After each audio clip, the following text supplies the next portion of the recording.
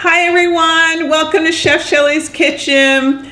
So when I introduced this new year, I asked for recommendations, things that you wanted to hear more about, and I did get a few people kind of share some ideas. So this one is for Kia. Kia wanted to know what are some of your suggestions for leftovers? And so I'll try to mention leftovers in future sessions as well, because I do a lot with leftovers, casseroles, soups, all kinds of things. So what I did in this particular case, this episode is too full. It's actually taken during the winter time for where I'm located in North America. And we have a lot of sick people with the cold, flu, COVID, all kinds of things. And, one of the things that I have found, and there is a lot of research out there that shows, chicken soup, chicken broth, those are the things that can help you. And it's something about that broth that helps when you have at least a cold and or flu. So that's what we're making. It's to give a shout out to Kia. Here's what you can do with some leftover chicken, but not only that, or turkey or what have you, but something really good for those of you that might be suffering from the cold or flu. So what I'm going to do here, what I have is I actually bought a rotisserie chicken. And my husband and I, we enjoy really kind of the breast mostly, and we make sandwiches out of it, or I might slice it and serve it up with some vegetables. And so there are other parts of the chicken that we typically are not eating. So like the leg or the back, and I know some of you are screaming like, oh my God, that's the best part. So what I wanted to do was to tell you what I do with those parts. I don't throw them away because that's not something perhaps I might eat like as a sandwich or even with my vegetables. Instead, I freeze it for such a time as this. So, and we're going to actually just take these, and I've cut up the meat. You can put the bones in it and all that other great stuff. One word of caution that I would make. If in fact you do put in the bones, particularly if you've got joint bones like legs and wings, you're going to have that kind of gristle part. And so I would absolutely take that out.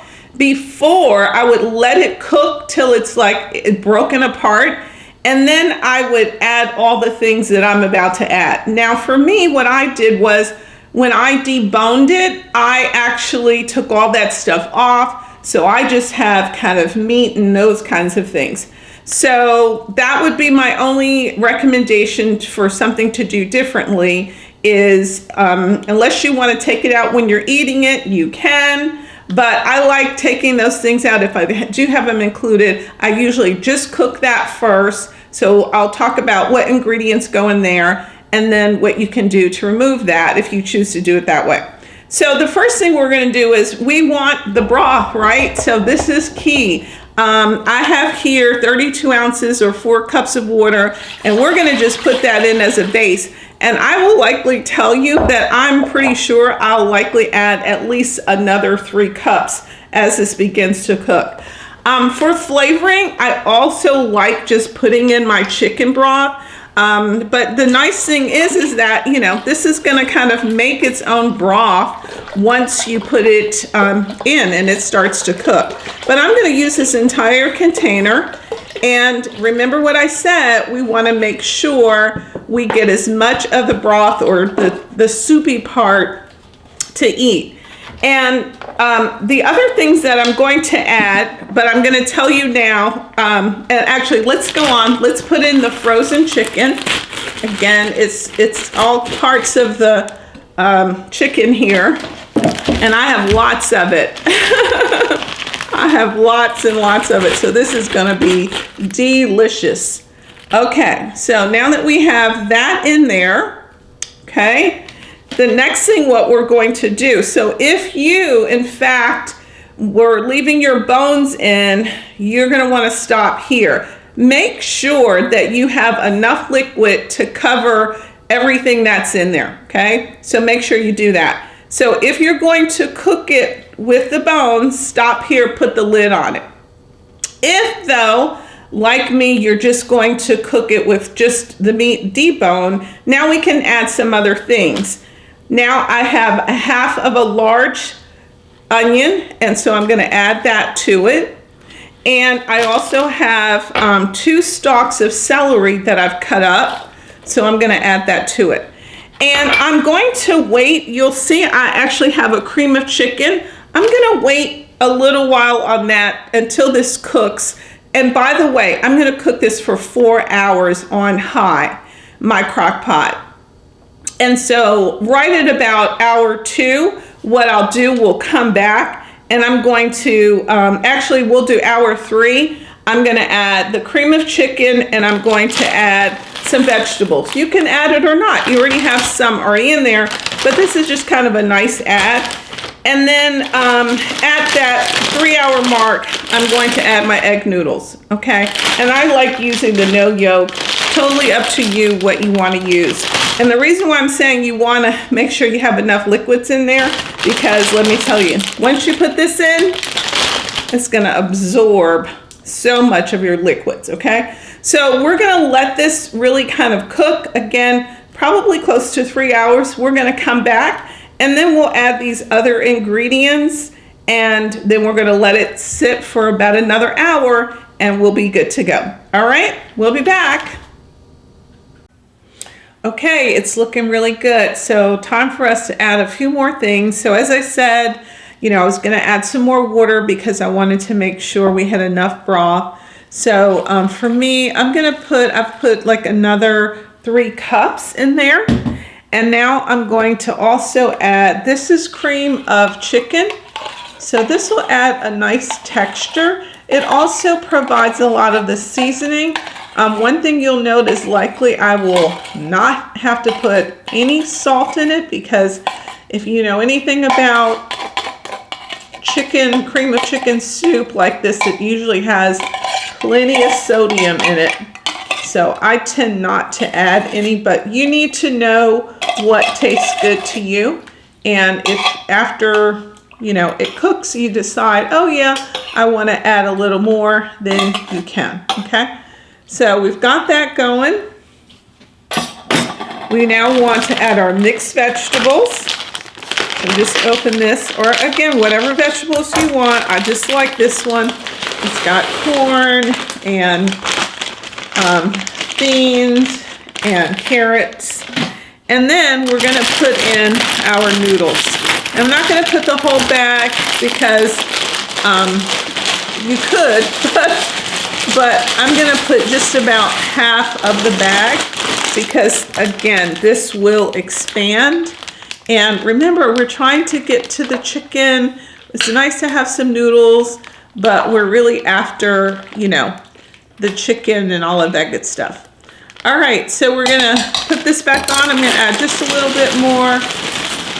And again, what this is going to do, it's going to eat up quite a bit of the water that I put in there. Last thing I'm going to add is some pepper. Okay, so pretty generous amount. Just make sure you cover the top. Again, these are all things that you can add additional amounts once you finish cooking it, okay? So it's looking totally delicious. Time for us to let it continue cooking, and then we'll come back when it's done and we'll have a nice bowl to try out, all right? Stay tuned. Okay, we're back. We're at the end. You know how you know this is done? The noodles are done. That's how you know. When the noodles are done, you're good, okay? So 2 things I'm going to share with you. One's a little secret weapon and one's not. I usually like hold off usually on the pepper, and if I'm going to add any salt, I'll do it at the end. Part of what I learned about Crockpot kinds of material is that it actually absorbs the salt. So I don't want to keep adding more salt, so I always put it in at the end. So not so for the pepper, you could have put it in early, but I'm going to put a generous amount of pepper in. And again, I have quite a bit in here. This is my secret weapon. This is better than bouillon, and I really do like this. Part of it because if you taste it and you want just a little bit more flavor of kind of that chicken or turkey, or they even have beef bouillon, it only takes a little bit of this. I mean, I'm gonna say like a quarter of a teaspoon. You don't need much at all. So I'm actually gonna just put a little bit on my knife here, and I'm just gonna swirl it around like that, okay? And I will let this cook just a little longer, just so that that gets throughout the entirety of the pot or the pan. So it's looking so good. It is really time for us to do a taste test. One other thing that I'll tell you I do is I usually keep my containers like this. So, you know, sometimes I'll buy soup in it I like the chicken tortilla soup from Costco. I love it, I love it. But I'll save these, and then when I make my own pot of soup, then I put it in here, fill it up, and put it in the freezer. And then at like some later time that I want it, you know, right now I've got a few different kinds of soups that I've made.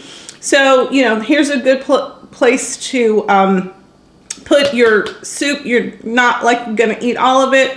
And also be a good neighbor. If you find that your neighbor is sick or their child's sick, they're not up to making a pot of chicken soup, which is so good for you. Guess what? You can pull it out of your freezer and give it to them, and you're good to go. All right, so now for the taste test, we're gonna just take a little bit out here. I've got all that wonderful meat. And remember what I said, the object here is you wanna make sure you have just enough of your liquids. That's why I added some additional liquids. And we're gonna just take a little bit of a bite here.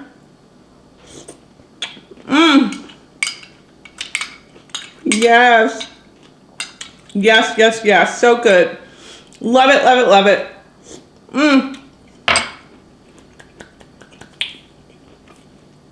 I'm sure you're going to enjoy it as much as I enjoy it.